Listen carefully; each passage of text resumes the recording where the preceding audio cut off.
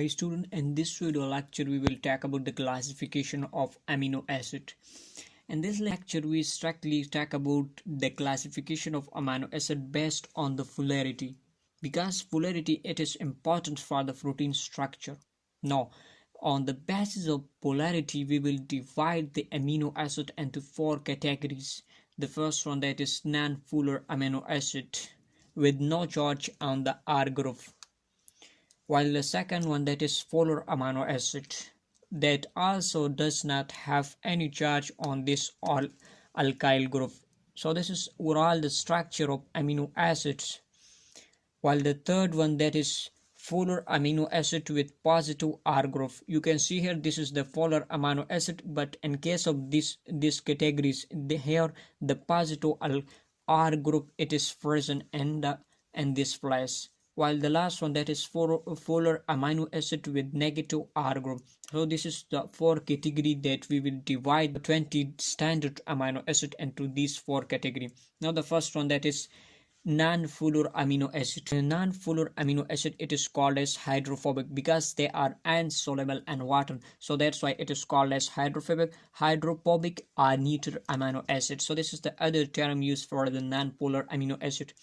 Now what the non-polar amino acid is? So amino acid that carry no charge on the alkyl group, this is called as non-polar amino acid. You can see here this is the structure of amino acid. So in this case, in case of the non-polar amino acid, the alkyl group here no charge is present in the all amino acid it is act as a neutral molecule. So this amino acid this is called as non-polar amino acid. As we have the example that is alanine, valine, leucine, isoleucine and methionine. This is the example of the non-polar amino acids. Now the second category of the amino acid that is polar amino acid. It is polar because it is so easily soluble in the water. Because this here you can see the structure of this amino acid. So here the carboxylic acid group is present, here amino group is present, and this is the H group hydrogen is present, while the R group it contain an polar group. This amino acid it is actually under normal condition it is unionizable. It is never ionizable in case of the normal condition. So you can see here polar amino acid have polar group. So you can see here this is the R group, and this R group here it is polar, and this amino acid it is never ionizable or unionizable in the normal condition. So here the example that is serine and tyrosine. So this is typically the structure of the tyrosine which contain here an polar group it's present in case of the R group. Now the third category that is polar amino acid and that have a positive R group is present. Now what is polar amino acid? Here there is no charge is present on the R group, but in case of this polar amino acid have a positive charge group is present in the site of R group. So you can see here this amino acid is polar amino acid with positive R group. So these amino acid carry an additional group.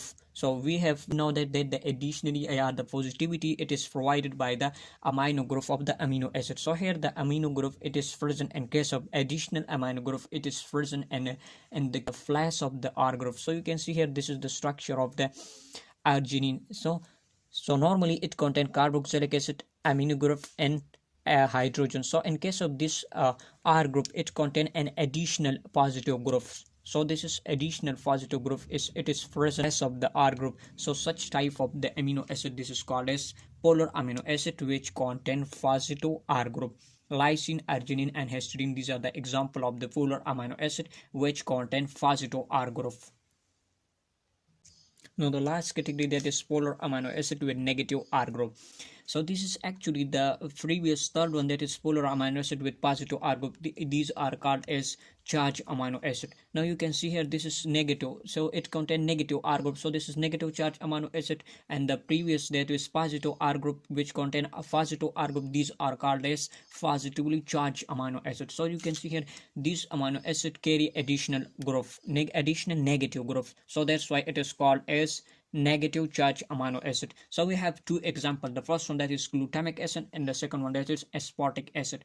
So you can see here all the amino acid, they have the same three component is same. So the first one that is amino group, carboxylic and hydrogen. This is present in all type of the amino acid. So the one part of the amino acid that create diversity of the amino acid. We have 20 different amino acid, standard amino acid. These amino acid differ from each other on the basis of this R group.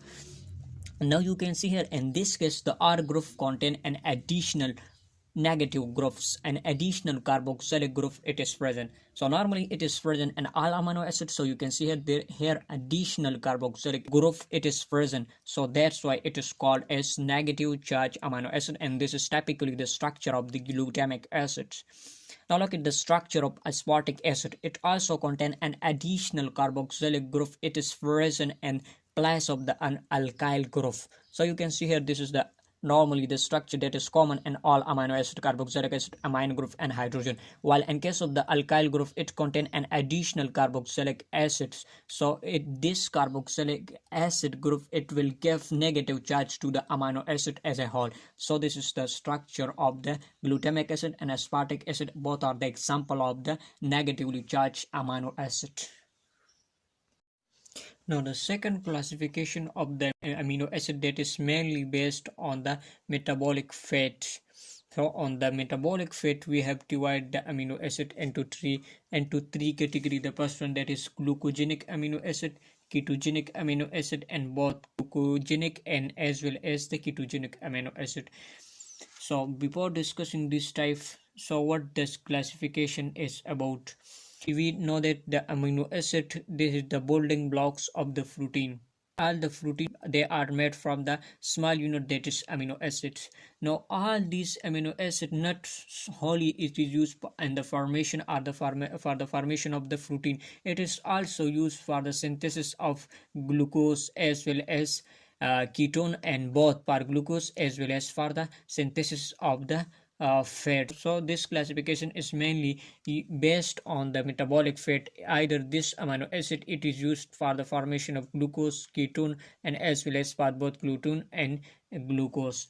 So you can see here the amino acid that are used in the body not only for the synthesis of protein but also used for the synthesis of glucose, fat, and both fat and glucose. So on this base we have categorized the amino acid into three categories. The first one that is glucogenic amino acid, the amino acid that serves as a precursor for the formation of glucose. The amino acid that is mainly used for the synthesis of the glucose, that is called as glucogenic amino acid. We have the example that is glycine and methionine. Now the second one that is ketogenic amino acid, that amino acid which is used for the synthesis of the fat or for the formation of fat. So such type of amino acid that is called as ketogenic amino acid. The example that is lysine and leucine. This amino acid it is used for the formation of the fat, so that's why it is called as ketogenic amino acid. So we have the amino acid that is used for the formation of both glucose as well as for the fat. So such type of amino acid they come in this third category, that both glucogenic and ketogenic amino acid. So the amino acid that is the precursor for the synthesis of both glucose as well as keto or fat. So this category of the amino acid have the amino acid that is tryptophan and tyrosine. So this amino acid that is used for the formation of or for the synthesis of both glucose as well as the ketone. So this is about the classification of the amino acid. Thank you so much.